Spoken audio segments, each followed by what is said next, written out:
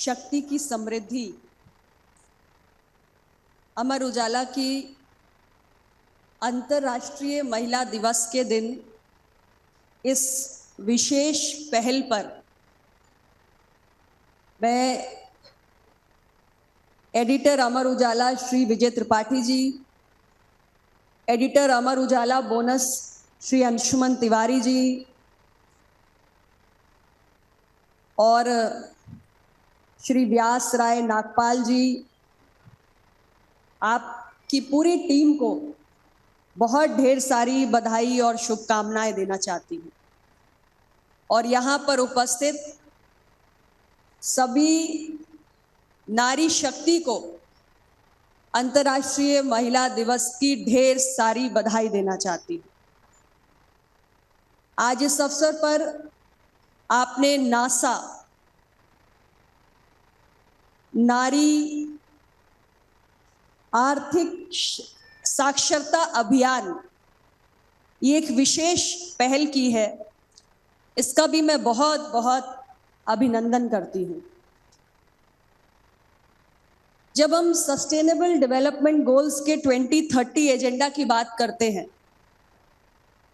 तो उसमें भी महिलाओं के आर्थिक सशक्तिकरण को एक बहुत अहम लक्ष्य माना गया है,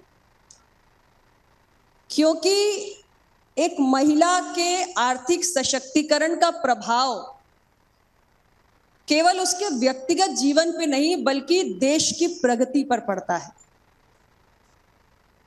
और इसलिए मुझे खुशी है कि आज आपने शक्ति की समृद्धि इस आयोजन के तहत बहुत सारे जो वित्तीय क्षेत्र के सलाहकार हैं, विशेषज्ञ हैं और सब महिलाएं हैं, खास बात यह है उन सबको अलग अलग पैनल डिस्कशंस में यहाँ पर बुलाकर हमारी जो अलग अलग क्षेत्रों में काम करने वाली बहनें यहाँ पर आई हुई हैं, उनका एक विशेष रूप से मार्गदर्शन किया और उनके अंदर जो एक उद्यमशीलता है उसको बढ़ावा देने की पहल की है।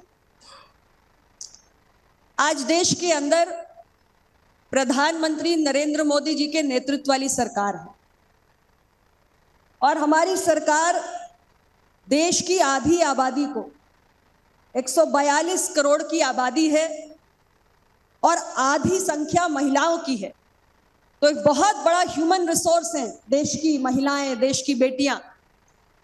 हमारी सरकार देश की आधी आबादी को लायबिलिटी नहीं बल्कि एसेट मानती है और इसलिए पहले की सरकारों की विमेन सेंट्रिक डेवलपमेंट इस सोच से हम आगे बढ़े और देश को हम विमेन लेड डेवलपमेंट की सोच पर लेकर जा रहे हैं। यानी महिलाएं हमारे लिए सिर्फ देश के विकास का एक पैसिव रेसिपिएंट बनकर नहीं रहेंगी, बल्कि हमारी सरकार ये मानती है कि महिलाएं आगे बढ़ के देश के विकास का नेतृत्व कर सकती हैं और महिलाओं के अंदर बहुत क्षमता है, प्रतिभा है, लेकिन अभी तक हम पूर्ण रूप से उस क्षमता का दोहन नहीं कर पाए। महिलाओं की आर्थिक रूप से स्वावलंबन को प्रबल करने के लिए सरकार ने बहुत सारे प्रयास किए। हमारे सरकार ने आज से 11 साल पहले देश का कार्यभार संभाला और जब प्रधानमंत्री जी की सरकार ने देश का कार्यभार संभाला तो हमने अपने देश की आधी आबादी को जहां ऐतिहासिक महिला आरक्षण विधेयक के माध्यम से देश की जो नीति निर्धारण का सर्वोच्च स्तर होता है वहां उनकी भागीदारी सुनिश्चित की, तो वहीं दूसरी ओर हमने देश की आधी आबादी में उन महिलाओं की चिंता की जो आज भी अपनी बुनियादी आवश्यकताओं की पूर्ति के लिए जूझ रही हैं, संघर्ष कर रही हैं। और ऐसा इसलिए क्योंकि अगर हम चाहते हैं कि विमेन लेड डेवलपमेंट, महिलाओं के नेतृत्व वाली विकास की अवधारणा आगे बढ़े, महिलाओं की क्षमता का पूर्ण दोहन हो, तो इसके लिए जरूरी है कि रोजमर्रा के जो संघर्ष हैं उन पर पूर्ण विराम लगे। और इसलिए हम एक के बाद एक कई योजनाएं लेकर आए, बहुत सारी योजनाएं जो महिलाओं की जो मूलभूत आवश्यकताएं हैं उनको दूर करने का काम करती है, उनका समाधान करती है।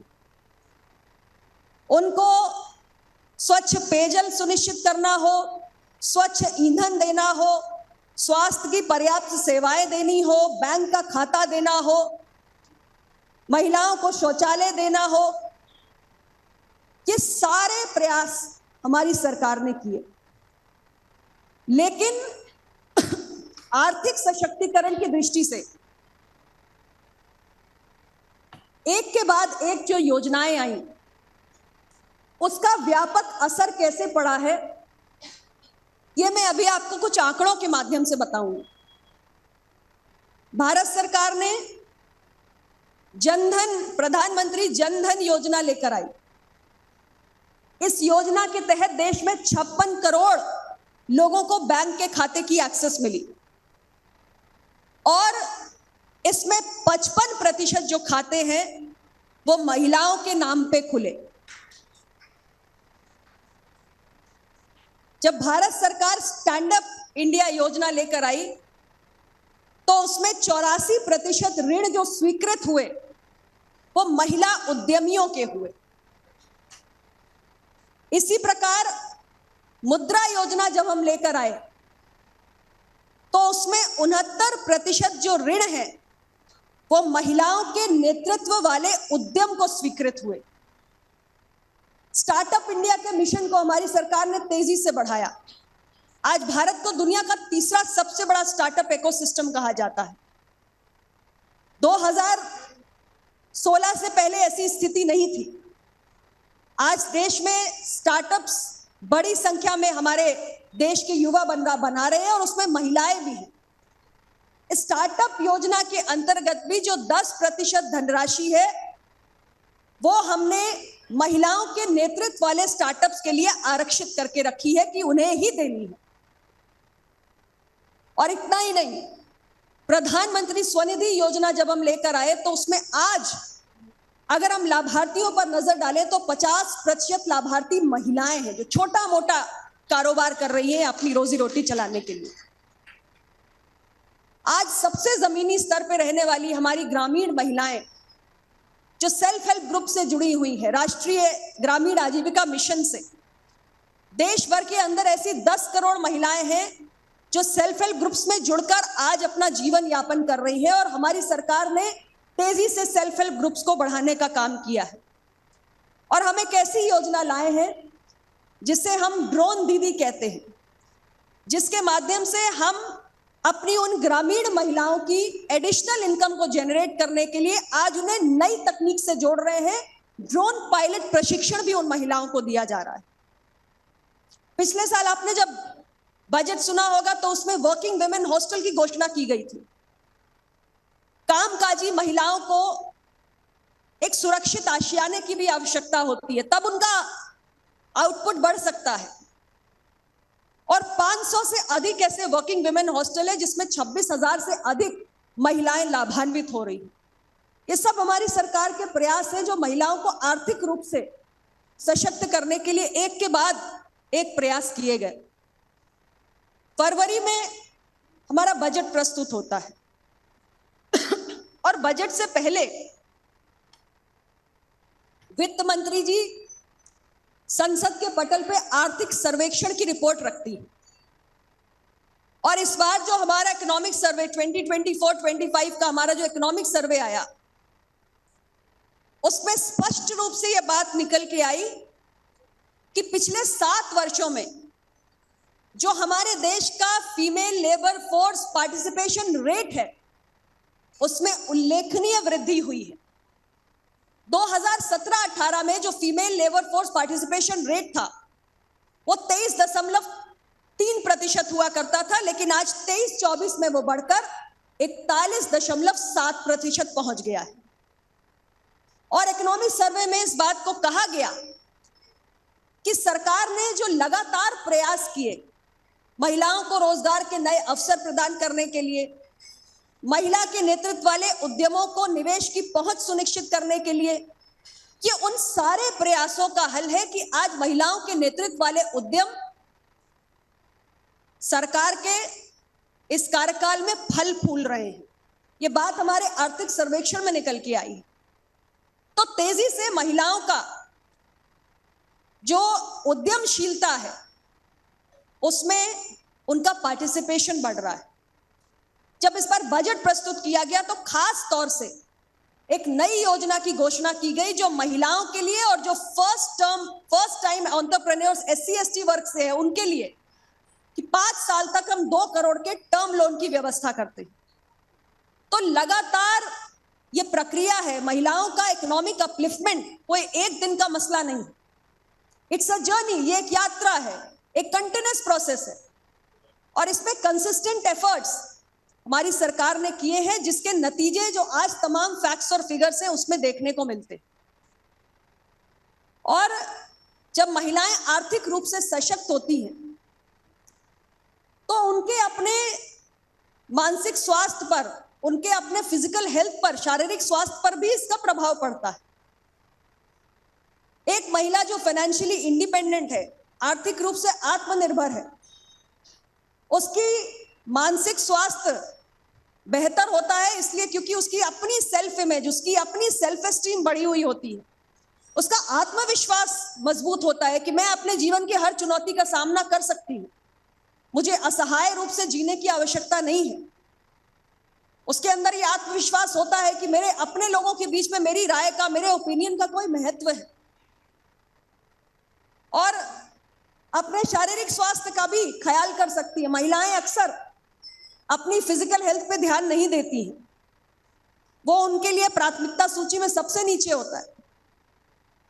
लेकिन जब आपके अपने हाथ में फाइनेंशियल पावर होती है तो आप अपने खुद के स्वास्थ्य के प्रति भी ज्यादा जागरूक होती है और आपको लगता है कि आपके पास भी क्वालिटी हेल्थ केयर की एक्सेस होनी चाहिए, गुणवत्तापूर्ण स्वास्थ्य सेवाओं का अधिकार आपके पास होना चाहिए और उसके लिए आप किसी पर निर्भर नहीं है, आप स्वयं ये सब कर सकती हैं।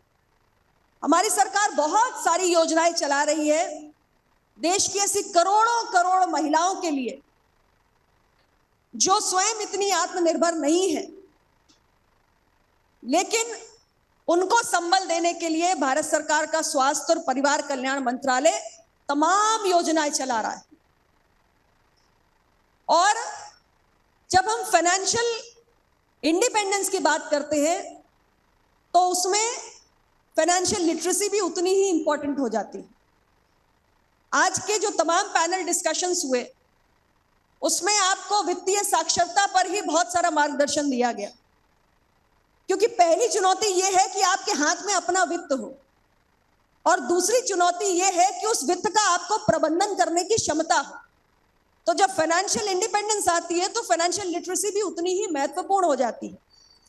स्वास्थ्य का ही विषय मैं ले लूं, अगर हेल्थ इंश्योरेंस की बात करें तो अगर हेल्थ इंश्योरेंस की स्कीम्स को हम एनालाइज करते हैं तो वहां भी जेंडर डिस्पैरिटी है, वहां भी लैंगिक असमानता है, यानी महिलाएं उतना हेल्थ इंश्योरेंस में से कवर्ड नहीं है। और यहां मैं ये भी बताना चाहूंगी कि हमारी सरकार ने बहुत महत्वाकांक्षी योजना लॉन्च की, आयुष्मान भारत प्रधानमंत्री जन आरोग्य योजना, जिसके तहत हमने सबसे पहले देश की जो सबसे निचली, जिसे कहते हैं बॉटम 40%, जो सबसे गरीब और जरूरतमंद आबादी है जिसमें 55 करोड़ लोग आते हैं, उन्हें हमने 5 लाख का हेल्थ इंश्योरेंस दिया, स्वास्थ्य बीमा का कवर दिया। दूसरी कड़ी में हमने आशा और आंगनवाड़ी की बहनों को जोड़ा जो सबके स्वास्थ्य का ख्याल रखती हैं महिलाएं, उनको हमने जोड़ा कि उनको हमें हेल्थ इंश्योरेंस देना है। तीसरी कड़ी में हम 70 साल के बुजुर्गों को लेकर आए और उसमें महिलाएं भी है, पुरुष भी है जो 70 साल के हैं कि जिनको हमें हेल्थ कवर देना है। और चौथी कड़ी में इस बजट में हम गिग वर्कर्स को लेकर आए कि उन्हें भी हमें ये सोशल सिक्योरिटी का, हेल्थ इंश्योरेंस का कवर देना है। तो हमारे देश की महिलाएं आज इस योजना का, ये जो प्रधानमंत्री जन आरोग्य योजना का 5 लाख का हेल्थ इंश्योरेंस कवर है, इसका बड़े पैमाने पर लाभ उठा रही है। आप सब महिलाएं हैं, आपको जानकर खुशी होगी कि आयुष्मान भारत योजना के तहत जो हमने गोल्डन कार्ड्स बनाए, जो आयुष्मान कार्ड बनाए, वो 50% महिलाओं के बने। और इस योजना के तहत जो हमारे ऑथराइज्ड हॉस्पिटलाइजेशंस हुए सारे एम्पैनल्ड अस्पतालों में, सरकारी अस्पतालों में, इस कार्ड का जिन्होंने बेनिफिट लिया, ऑथराइज्ड हॉस्पिटलाइजेशंस भी हुए हैं तो 50% महिलाओं के हुए। तो ये सरकार की महिलाओं के प्रति सोच है, उनके स्वास्थ्य को, उनके पोषण को, उनकी आर्थिक आत्मनिर्भरता को, हर पहलू को देखते हुए हमारी सरकार काम कर रही है। तो हम पुनः आते हैं कि फाइनेंशियल लिटरेसी जब महिलाओं के पास होती है तो उन्हें अपने बजट का कौशल भी आ जाता है, उन्हें वित्त प्रबंधन की कला भी आ जाती है, और ये बेहद जरूरी है ताकि वो अपनी इनकम की, अपने इन्वेस्टमेंट की, सबकी सुरक्षा कर सके। तो उस दृष्टि से आज की अमर उजाला की ये पहल बेहद महत्वपूर्ण है और मैं चाहूंगी कि इसे और आगे और जमीनी स्तर पर ले जाया जाए, क्योंकि अब छोटे मोटे स्वरोजगारों से महिलाएं जमीनी स्तर पे बहुत जुड़ चुकी हैं, जिसके आंकड़े मैंने आपको कुछ देर पहले बताए। और मुझे लगता है कि सरकार, मीडिया और सिविल सोसाइटी सब मिलकर काम करेंगे तो निश्चित रूप से महिलाओं की फाइनेंशियल इंडिपेंडेंस से लेकर फाइनेंशियल लिटरेसी का जो एक बड़ा मिशन हमारे सामने है, एक बड़ा लक्ष्य हमारे सामने है, हम उसको और मजबूती प्रदान कर पाएंगे। तो अंत में पुनः आप सभी का अभिनंदन। बस इतना कहते हुए, अंग्रेजी में एक कहावत है, Rome was not built in a day, and the same goes for financial literacy. Financial literacy, वित्तीय हमारी जो समझ है, एक दिन में विकसित नहीं हो सकती, इट्स अ प्रोसेस। तो आज एक अच्छी शुरुआत हुई है, आगे भी इसी प्रकार लगातार ये पहल जारी रहे और धीरे धीरे करके जो महिलाओं की एक अपनी वित्तीय प्रबंधन की समझ है वो और बढ़े और वो और बेहतर अपने जीवन में मुकाम हासिल करें। इसके लिए मेरी शुभकामनाएं हैं आप सबका। और यहाँ खास तौर से जो अवॉर्डीज आई उनको भी मैं विशेष रूप से अभिनंदन करना चाहती हूँ। मैंने देखा जो पैनलिस्ट थे वो भी यहाँ पर आए, सबका दिल से अभिनंदन है और आप सबका बहुत बहुत धन्यवाद। अमर उजाला को बहुत बहुत शुक्रिया मुझे आमंत्रित करने के लिए।